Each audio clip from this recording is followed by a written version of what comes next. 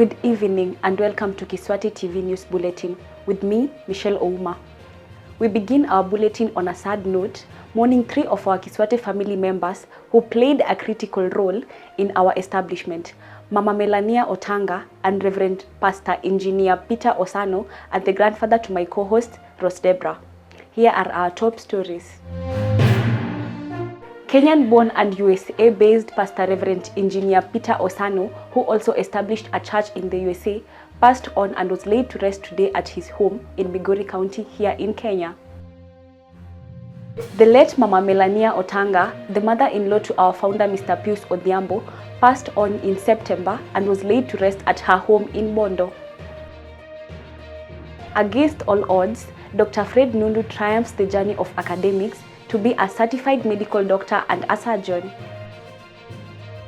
The late Pastor Reverend Engineer Peter Osano, one of the founding members of Kiswahili Tekelezi, passed on in the USA and his body was flown to Kenya for a proper send-off. He was laid to rest today at his home in Migori County. Our reporter Kingsley Olwoko tells us more.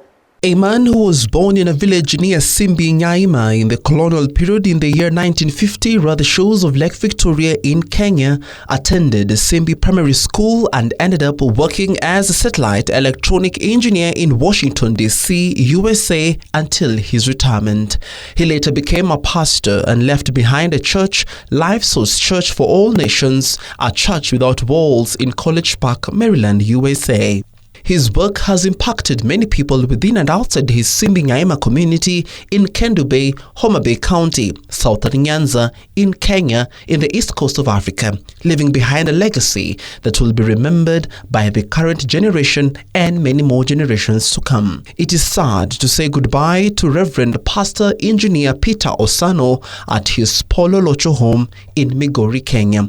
My name is Kingsley Olwoko, a beneficiary of Kiswahili Tekelezi mentorship program that started at Pastor Osano's church in Washington, D.C., USA. In September this year, Mama Melania Alando Tanga was laid to rest at her home in Nyangoma, Bondo, Siaya County. Our reporter Celestine Jenda highlights the event. Born in Beka in South Sakwa, Bondo, 71 years ago, Mama Melania Alando Tanga broke all the Luo traditions to raise her children as a single parent after the death of her husband in 1982 within the confines of the Catholic Church doctrines and tradition. Speaking to mourners, her eldest son Martin Tanga promised to keep the legacy of Mama Melania. Father Thomas Ochieng Tanga, another son to Mama Melania, thanked the mourners, specifically St. Monica Widows Association, for honoring Mama Melania with songs and dances that were very dear to her heart when she was alive. Mama Melania was a devoted member of the Catholic Church and served in Nyangoma Catholic Church Choir, St. Monica Widows Association Nyangoma, the Living Rosary, St. Agnes Jumuiya Bonde and Nyangoma Legion of Mary. Speaking to mourners, Commissioner Ali Sotwala from the National Police Service described her as a dedicated woman who shared her little resources with everybody. Mama Melania worked at the Nyangoma School for the Deaf for over 27 years, where she touched countless lives. Mama Melania was the mother-in-law to KISWATE founder Pius Odhiambo. Paying tribute to Mama Melania, Mr. Pius Odhiambo recalled his many interactions with Mama Melania and asked the mourners to honor her by abandoning the outdated Luo traditions. Mama Melania died on August 27, 2024 and was laid to rest on September 14, 2024 at Nyangoma village in Sakwa Bondo, Siaya County, where family, friends, community and members of the church gathered to say goodbye to her. She is survived by 6 adult children, 2 sons-in-laws, 1 daughter-in-law and 11 grandchildren. The funeral service was covered live by KISWATE TV crew led by Michael Ahendera, Kingsley Olwoko and Dr. Fred Nundu. Mama Melania's legacy of love, strength and service continues to inspire those who knew her. May her soul rest in eternal peace. Blessing Gender reporting for KISWATE TV. The construction of the KISWATE Villa is set to kick off late in 2025. This mega facility aims to host the headquarters of KISWATE and the founder's retirement home. Our reporter Michael Mutuma with the details.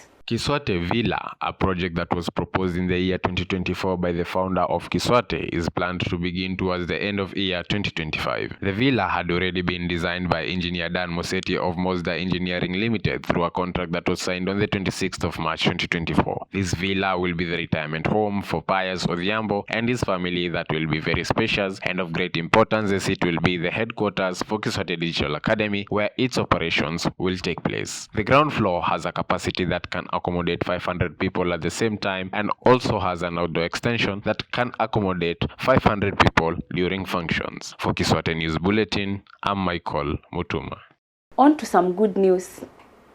We celebrate academic excellence as Dr. Fred Nundu, a distinguished member of the KISWATE family who graduated from Kenyatta University with a bachelor's degree in medicine and surgery. His dedication and perseverance have been an inspiration to many. James Odur elaborates.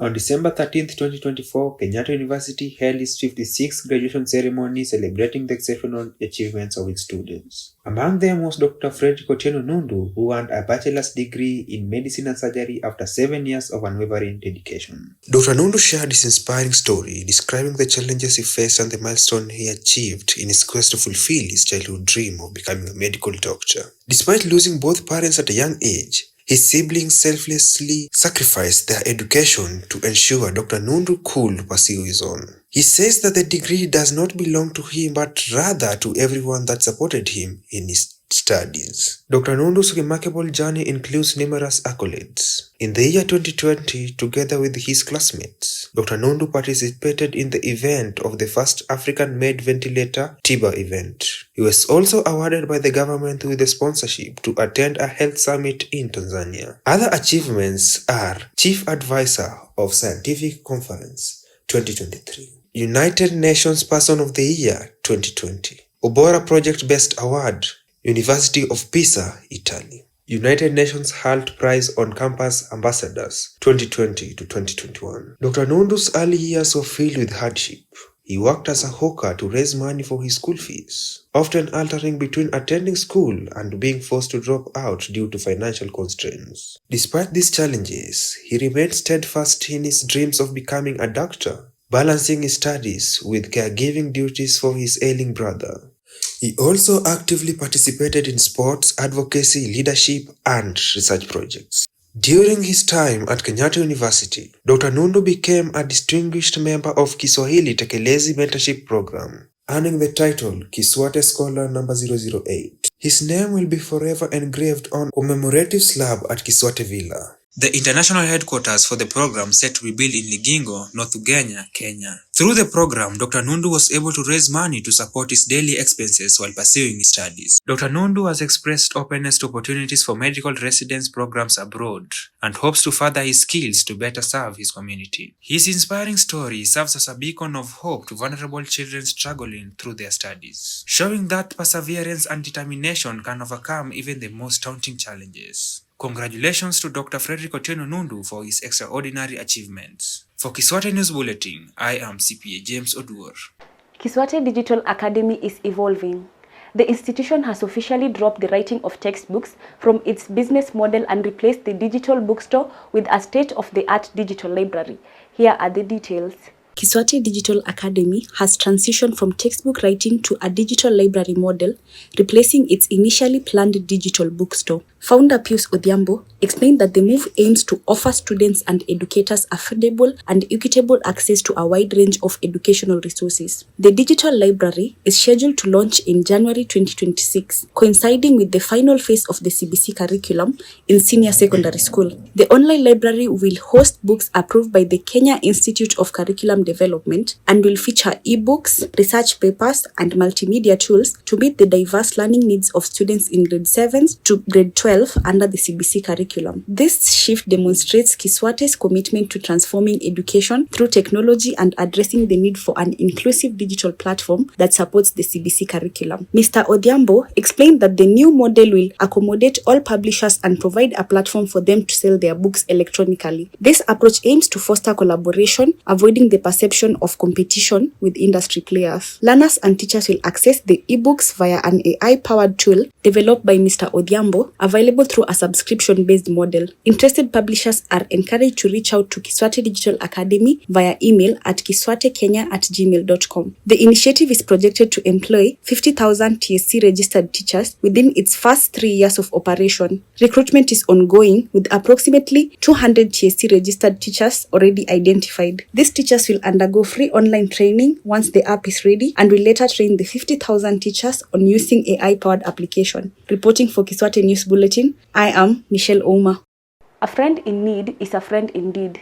That has been Mrs. Rose Amateshe, a friend and a former colleague to our founder, Mr. Pius Odhiambo. He paid a courtesy call visit at her residence within Kenyatta University alongside notable members of Kiswate News Bulletin. The meeting was a reunion of a long-standing of professional ties back in 2006.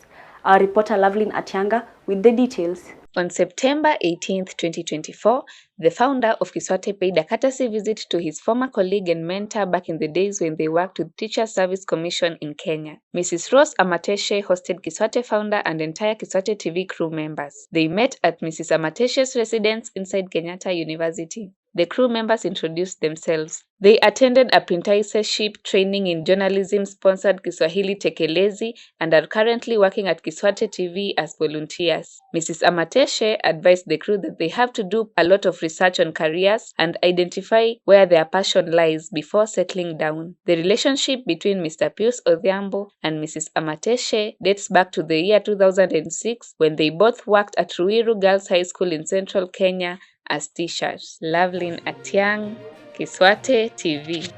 Many thanks for joining us till the end of our bulletin. Please remember to subscribe, comment and share. Till next time, I have been your host, Michelle Ouma.